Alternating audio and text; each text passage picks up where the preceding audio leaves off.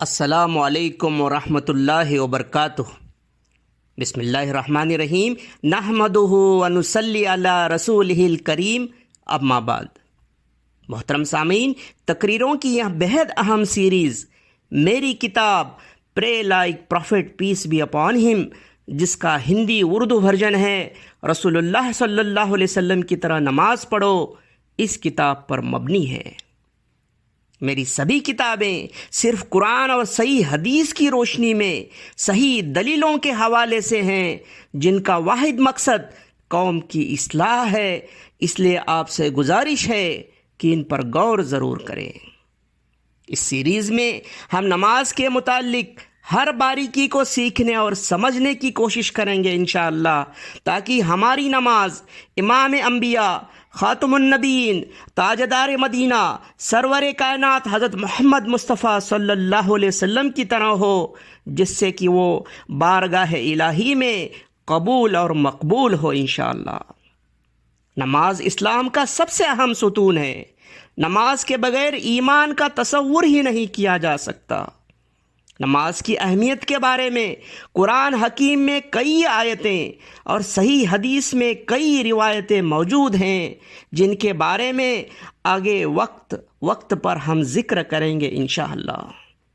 شروعات ہم کرتے ہیں صحیح بخاری کی ایک صحیح حدیث نمبر 631 سے 631 سے۔ حدثنا محمد ابن المثنى قال حدثنا عبد الوهاب قال حدثنا ایوب عن ابی قلابہ قال حدثنا مالک۔ یہ بہت اتھینٹک صحیح چین آف نریٹرز ہے۔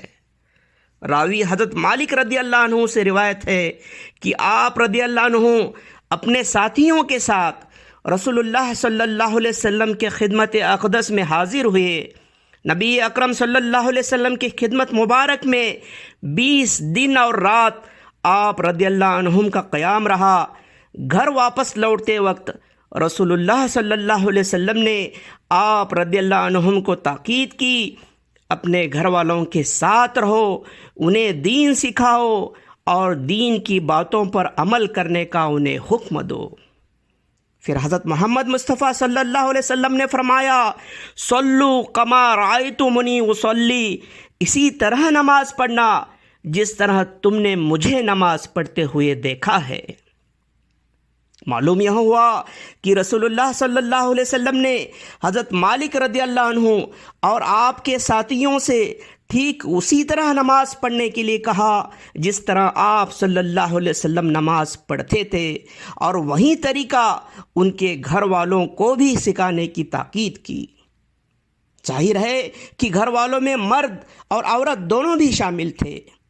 اگر مرد اور عورت دونوں کے لیے نماز کا طریقہ الگ ہوتا تو آقا صلی اللہ علیہ وسلم کبھی بھی یہ نہیں کہتے کہ سب کو اسی طرح نماز پڑھنے کا طریقہ سکھاؤ جس طرح آپ صلی اللہ علیہ وسلم پڑھتے تھے۔ کسی بھی صحیح حدیث سے یہ روایت نہیں ملتی جس میں رسول اللہ صلی اللہ علیہ وسلم نے عورتوں کے نماز پڑھنے کے طریقے میں کچھ الگ چیز یا بدلاؤ بتایا ہو، یا ام المومنین رضی اللہ عنہم یا سیدہ فاطمہ رضی اللہ عنہا سے کوئی ایسی چیز نماز کے متعلق فرمائی ہو جو عورت کی نماز کو مرد کے نماز سے الگ کر کے پیش کرتی ہو، یا کوئی ایسی روایت نہیں جس میں عورتوں کو یہ حکم دیا ہو کہ ام المومنین رضی اللہ عنہم یا سیدہ فاطمہ رضی اللہ عنہا سے عورتوں والا نماز پڑھنے کا طریقہ سیکھے، بلکہ مرد عورت سب کے لیے ایک ہی حکم، صلو کما رأیتمونی اصلی، اسی طرح نماز پڑھنا جس طرح تم نے مجھے نماز پڑھتے ہوئے دیکھا ہے۔ سامعین، اس صاف دلیل کے باوجود دنیا بھر میں اور خاص کر بر صغیر میں ایک عام چلن ہے کہ عورتوں کو الگ طریقے سے نماز پڑھنے کے لیے کہا جاتا ہے۔ بڑے بڑے اسکالرز اس طرح کی بات کرتے ہیں اور اس طرح کی انگنت کتابیں لگاتار پبلش ہوتی رہتی ہیں، بے شمار تقریریں کی جاتی ہیں۔ صحیح مسلم حدیث نمبر 894 میں حضرت انس بن مالک رضی اللہ عنہ سے ایک صحیح حدیث کی روایت ہے کہ رسول اللہ صلی اللہ علیہ وسلم نے فرمایا، قیامت کے دن حوض کوثر پر آپ صلی اللہ علیہ وسلم کے ہاتھوں جام کوثر پینے کی چاہت میں جمع ہوئے لوگوں میں سے اس شخص کو بازوں میں کھینچ لیا جائے گا اور اسے جام کوثر پینے نہیں دیا جائے گا، جس نے آپ صلی اللہ علیہ وسلم کے بعد دین میں نئی بات نکالی، نئی بات پیش کی۔ یہ سب معلوم ہوتے ہوئے بھی پتہ نہیں ایسے اسکالرز کیوں اپنے جان کے دشمن بنے ہوئے ہیں کہ دین میں ایسی نئی باتیں کہہ اور لکھ رہے ہیں جس کی قرآن اور صحیح حدیث میں کوئی دلیل نہیں۔ ان لوگوں کے باتوں کے مخالف صحیح حدیث کی کھلی اور صاف روایت موجود ہو، اس لیے وہیں پر فل سٹاپ لگ گیا، آگے اجماع اور قیاس کی کوئی گنجائش نہیں۔ ظلم کی حد تو تب ہوئی جب عورتوں کو اس طرح سے نماز پڑھنے کا طریقہ سکھایا گیا کہ جس سے ان کی نماز ہی ادا نہ ہونے کا خطرہ ہے۔ میں بچپن سے ہی یہ چیز دیکھتا آیا ہوں، اس کی کئی مثالیں ہیں، مگر کچھ چیزیں یہاں بتانا چاہوں گا۔ صحیح مسلم حدیث نمبر 1100 میں حضرت عباس بن عبد المطلب رضی اللہ عنہ سے روایت ہے کہ رسول اللہ صلی اللہ علیہ وسلم نے فرمایا، جب بندہ سجدہ کرتا ہے تو اس کے ساتھ 7 اطراف یعنی کنارے یعنی اعضاء سجدہ کرتے ہیں۔ وہ ہے چہرہ یعنی ناک اور اس کی سیدھ میں پیشانی جسے ایک اعضا مانا گیا، دونوں ہتھیلیاں، دونوں گھٹنے اور دونوں قدم۔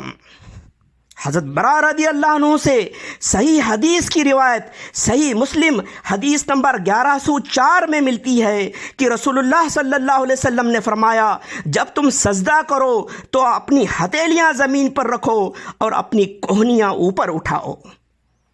بر صغیر میں عورتوں کو مردوں سے الگ جدا طریقہ نماز پڑھنے کا سکھانے کے چکر میں یہ سکھایا جاتا ہے کہ عورتیں سجدہ کرتے وقت اپنی ہتھیلیاں، اپنی پوری بازو یعنی فورارم اور اپنی کوہنیاں زمین پر لگائیں، زمین پر سٹا کر رکھیں۔ تو کیا ایسا کرنا صحیح مسلم حدیث نمبر 1104 میں آپ صلی اللہ علیہ وسلم نے دیے ہوئے حکم کی کھلی مخالفت نہیں؟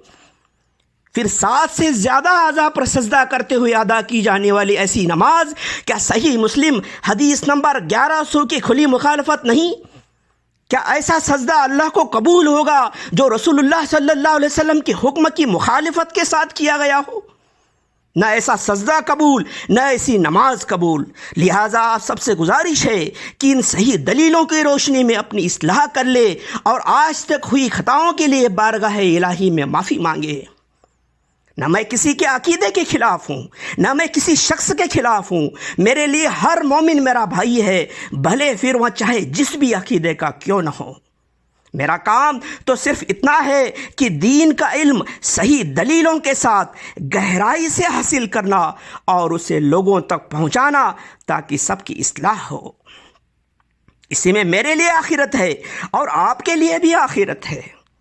میرا کام ہے صحیح دلیلوں کو آپ کے سامنے رکھنا، پھر اسے ماننا نہ ماننا یہ آپ کی مرضی ہے۔